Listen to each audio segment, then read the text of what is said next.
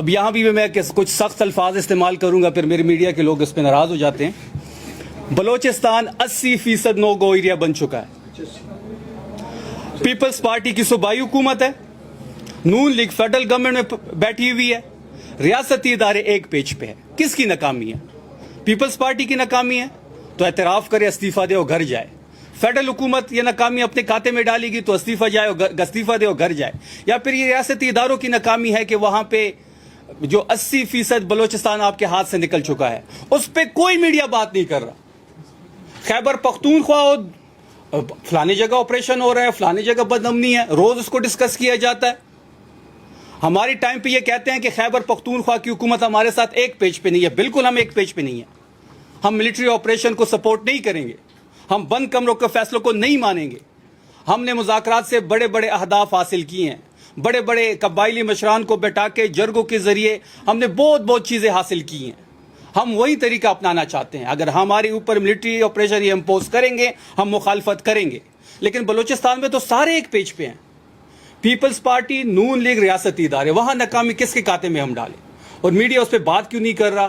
میں یہ بہت حیران و پریشان ہوں۔ جہاں تک بنو کی بات ہے یا جہاں تک خیبر پختونخوا میں امن و امان کی صورتحال ہے، سب سے بڑا چیلنج ہمیں جو ہے درپیش ہے اس صوبائی حکومت کو، وہ امن و امان کی صورتحال ہے فرام ڈے ون۔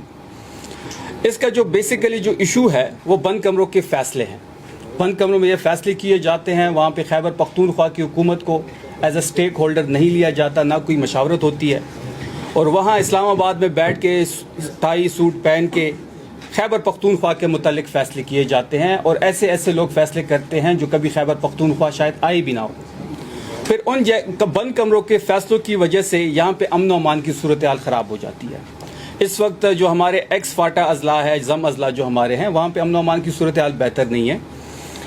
اس وقت صوبائی حکومت جو ہے، آپ نے دیکھا ہوگا کہ جیسے سی ایم آفریدی صاحب آئے تو سب سے پہلے انہوں نے 31 ارب کا گرانٹ پولیس کو، سی ٹی ڈی کو، اسپیشل برانچ کو دیا، 17 ارب سی ٹی ڈی کے لیے، 14 ارب اسپیشل برانچ کے لیے، اور یہ واحد صوبہ ہے جس نے سب سے بڑا جو تیسرا پورشن بجٹ کا ہے وہ اپنی پولیس ہوم ڈپارٹمنٹ کے لیے رکھا ہے۔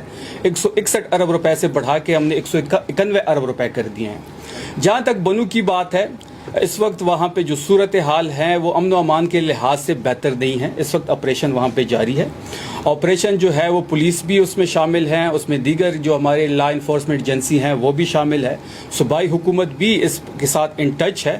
اس کچھ ہی دنوں میں ہم کمپلیٹلی ڈیٹا اس کے آپ کے سامنے رکھیں گے کہ وہاں پہ کیا صورتحال ہے، وہاں پہ کتنے دہشت گردوں کو مارا گیا ہے، اور وہاں پہ اس وقت امن و امان کی کیا صورتحال ہے۔ یہ کچھ دنوں بعد تمام تر چیزیں واضح ہو جائیں گی۔